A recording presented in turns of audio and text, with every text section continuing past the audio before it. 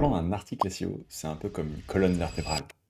Si la colonne n'est pas stable, si elle n'est pas solide, si elle n'est pas cohérente, eh ben, rien d'autre n'est possible. Donc, créer le plan parfait pour son SEO est clairement la première brique pour pouvoir avoir justement un contenu qui va être apprécié par Google, apprécié par ses lecteurs et donc qui pourra bien se positionner sur les moteurs de recherche. Si tu es intéressé par le SEO, je t'invite clairement à t'abonner à cette chaîne parce qu'on parle SEO toutes les semaines. Tu pourras retrouver des interviews d'experts, tu pourras retrouver des vidéos où j'explique un sujet en particulier du SEO et comment tu peux faire pour facilement justement résoudre ce problème ou alors améliorer ta façon de faire. Et tu peux aussi trouver en description le lien pour t'inscrire à la newsletter et tu recevras les résumés des interviews des meilleures pépites que j'ai pu voir avec les différents experts. Pour chacun des experts que j'ai interviewés, tu auras accès du coup au résumé des 5 meilleures pépites pour chaque interview. Et maintenant que tu es abonné à la chaîne YouTube, on peut parler de comment on crée le meilleur plan SEO pour justement propulser tes contenus en haut des résultats de recherche. La première chose, c'est de voir ce que c'est que la structure d'un bon plan. Un bon plan, ça va être les grandes lignes qui vont te permettre de répondre à l'intention de recherche. L'intention de recherche, j'ai fait une vidéo dédiée que je mettrai en description et autour de cette vidéo pour que tu puisses regarder si ça t'intéresse et que tu l'as pas déjà vu. Et l'intention de recherche, c'est ce que va chercher, enfin la raison pour laquelle l'utilisateur va faire une recherche sur Google en ayant un objectif, une question en tête et à laquelle il va falloir répondre. Un bon plan répond au plus vite à cette intention de recherche. Ça veut dire que si je veux une question, une réponse en particulier, c'est pas forcément nécessaire de faire 150 000 mots avant de donner la réponse, parce que oui, on pourrait se dire que ça élargit, que ça allonge le temps sur le site, mais en fait, si le visiteur n'a pas sa réponse rapidement, le risque c'est qu'il bounce, qu'il reparte du site, qu'il aille chercher sur un autre résultat, et Google prend ça en compte pour ses positionnements et donc va pénaliser le site internet. Et si tu as réussi à positionner ton résultat pour avoir ce trafic-là, tu veux éviter de le perdre. Le deuxième point du plan, c'est d'avoir une structuration logique, partant du plus général au plus particulier, en ayant toujours en tête de répondre au plus vite à la question de l'utilisateur. Donc, très important d'avoir justement cette intention, ces intentions, qu'est-ce que vient chercher l'utilisateur.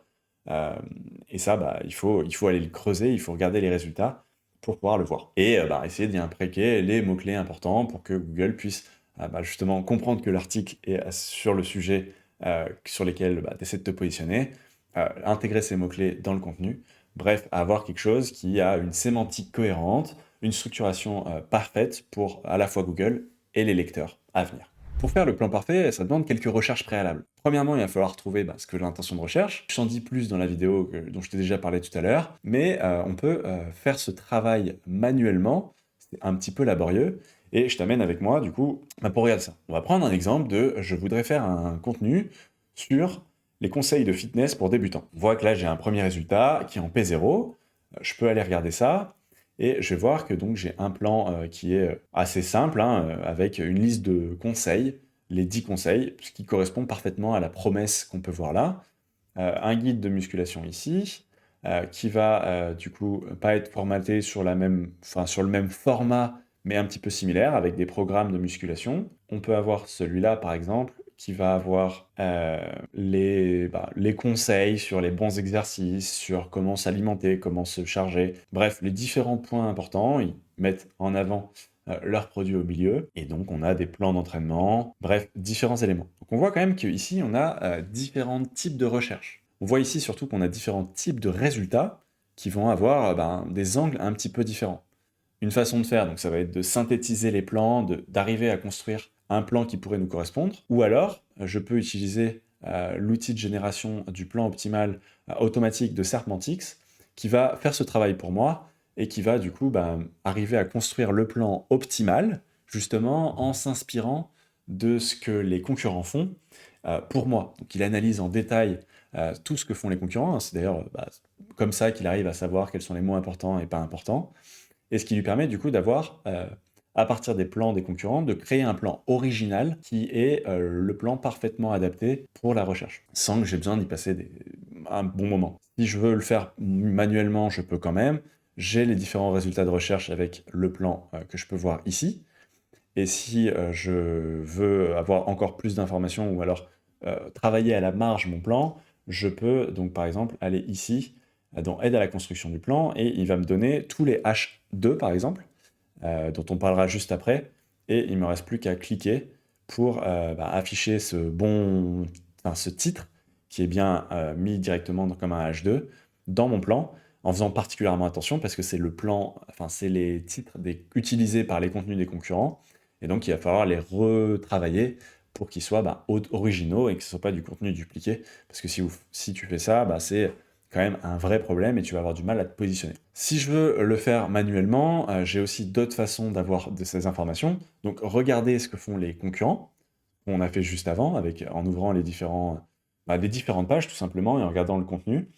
Google nous propose d'autres questions. Ce qui est assez intéressant sur ce procès-là, c'est que si je clique dessus et que je la referme, parce que pas forcément pour la réponse que ça m'intéresse, mais ça en a fait afficher d'autres. Là, on voit qu'on en a 6. Si j'ouvre celle-là et que je la referme, et maintenant j'en ai 3 de plus. Et du coup, ça me permet, donc il va construire par rapport à ça, ça me permet d'avoir des idées de questions, d'éléments que Google trouve cohérents par rapport à cette requête.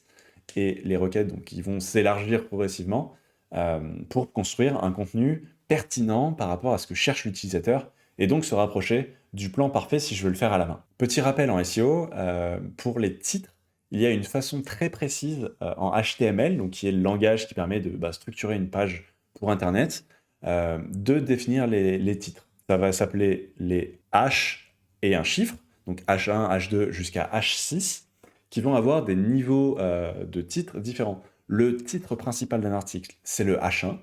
Il faut qu'il n'y en ait qu'un seul. Et ensuite, il peut y avoir plusieurs H2, qui sont les titres de grande partie de l'article ou du contenu que vous êtes en train de créer. Et les sous-parties sont des H3, les sous-parties de ces sous-parties sont des H4, et ainsi de suite. Là, on voit que ici, il m'a proposé, donc pour le plan parfait, un H1, donc le heading 1 qu'on voit ici, qui est celui-là, Conseil fitness pour débutants, le guide ultime pour bien commencer. Et je peux le changer. Bon, là, c'est pas pertinent parce qu'il me faut un H1. Et je vois qu'en dessous, il m'a mis un H2, qui lui-même a 3 H3, donc heading 3. Et est-ce qu'il m'en a mis des plus fins? Non. Donc, globalement, il s'est arrêté au H3 pour ce résultat-là. Et si je veux, par exemple, ajuster, je peux parfaitement. Et surtout, si je veux le faire moi-même, je peux choisir mon titre, je rédige mon contenu librement et en faire un H2 sans aucun problème, ou alors aller jusqu'au H6 directement, et ainsi de suite. Un point qui est intéressant et que j'aime bien utiliser quand je regarde un site internet et pour m'assurer que l'implémentation est plutôt bien faite, c'est que justement j'ai le détail du plan qui s'affiche ici. On voit que ce site a un H1, des H2, avec pour conclure qu'il n'est pas ultra pertinent pour un H2, des H3. Et donc si j'ouvre ce site-là, qui est donc le Fitness Park, j'ai une extension que j'aime beaucoup sur Chrome qui s'appelle Web Developer, qui permet, donc elle propose différentes choses, et qui permet dans Information, si je clique sur View Document Outline, d'avoir la présentation de ce qu'on voyait sur Serpentix, mais présenté donc, visuellement et en très gros, pour savoir quels sont les H1, H2, H3 et comment ils sont structurés. Potentiellement, certains sites ont des H2 avant leur H1. Potentiellement, là, il y a un H3 qui ne sert pas à grand-chose et donc qui serait pertinent de supprimer. Et donc ça, c'est intéressant, je mettrai le lien en description. Et du coup, cette extension Chrome est super intéressante, elle permet notamment d'avoir ces titres-là et plein d'autres choses pour attester. Et je mettrai le lien vers justement l'endroit pour la télécharger directement dans la description de la vidéo que tu peux trouver juste en dessous. Et une fois que j'ai les grandes idées de mon plan, l'idée, ça va être d'intégrer justement la sémantique importante de mon contenu. Ça, on voit que avec la génération automatique de mon plan, j'ai les mots importants qui commencent à déjà être inclus. Je peux voir comment ils se répartissent. En cliquant sur cet élément-là, ça va me permettre de trouver directement, de mettre en évidence les mots-clés. On voit que les différents mots-clés, donc par exemple, exercice, il est déjà bien présent dans rien que les titres. Je vais pouvoir aller continuer à l'enrichir en créant les comptes dans les différents paragraphes, mais c'est déjà bien présent dans les titres. Et ce qui est super important aussi, donc si je désactive ça, ce qui est super intéressant aussi, c'est d'être sûr que le contenu va répondre à l'intention de recherche. Et ça, dès que j'ai mon plan, en fait, je sais comment ma colonne vertébrale de contenu va être construite, et donc je peux voir si ça y répond directement.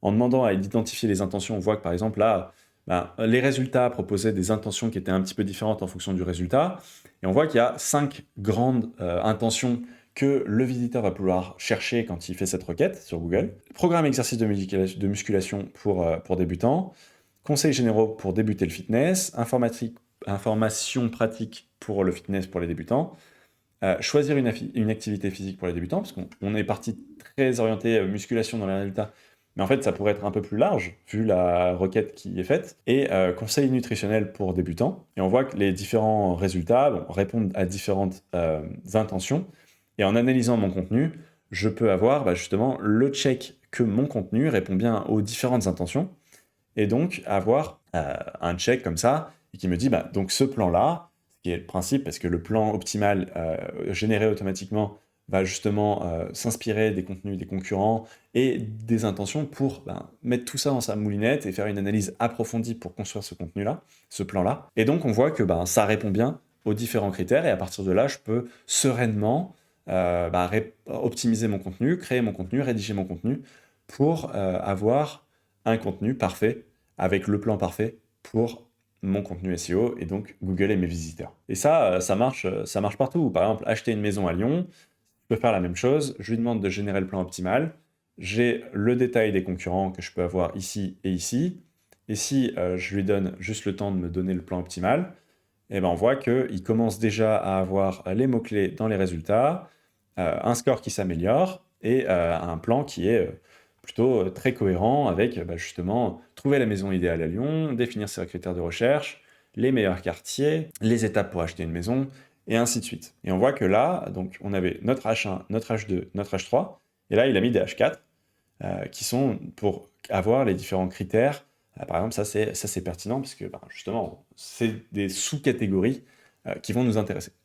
Et pareil, si je prends un dernier exemple, sur l'optimisation sémantique, je peux lui demander de me trouver le plan optimal pour cette thématique-là, et donc de pouvoir derrière construire mon contenu à partir de ça, et d'éviter le syndrome de la page blanche en ayant un plan qui n'est pas juste créé au hasard, mais qui est le fruit d'une analyse poussée de ce que Google a décidé de positionner, en créant quelque chose d'original à partir de ça. Et on a la même chose, DH1, DH2, DH3, DH4, et ainsi de suite, pour construire un contenu le plus optimal et que je peux parfaitement adapter, supprimer, modifier à ma guise dans un éditeur, comme si j'étais sur un WordPress par exemple, pour justement construire le contenu parfait et le récupérer et le mettre en ligne. Comme à chaque fois, je peux récupérer les intentions, vérifier que mon contenu répond bien aux intentions, et tout ça de façon simple, et en quelques clics. Et cette fonctionnalité qui me permet de générer le plan et d'avoir justement un check de l'intention et de pouvoir l'optimiser directement derrière, tout au même endroit, c'est quand même un gain de temps assez énorme plutôt que d'aller sur Google pour justement analyser chaque résultat de recherche soi-même et faire tout ce travail-là à la main. C'est un gain de temps et surtout c'est assez sécurisant parce que l'analyse est quand même faite par un outil de façon rapide, et donc je n'ai plus qu'à contrôler que ça me convient et non pas à passer énormément de temps à aller justement faire ce travail laborieux de recherche qui est très important, mais sur lequel je peux être accompagné avec des outils justement pertinents comme ça, pour gagner du temps et améliorer ma pertinence, ma précision dans le contenu que je vais pouvoir créer. Au-delà de l'intention de recherche en termes de requêtes objectifs que l'utilisateur va avoir, fais bien attention à bien répondre à la typologie de recherche que tu vas chercher à adresser, parce que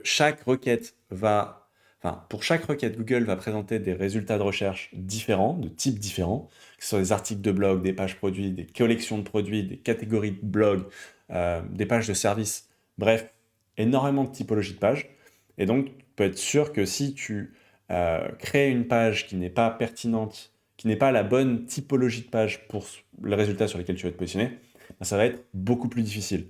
Donc à partir de ce plan, fais bien attention que tu le déclines sur une page du bon type.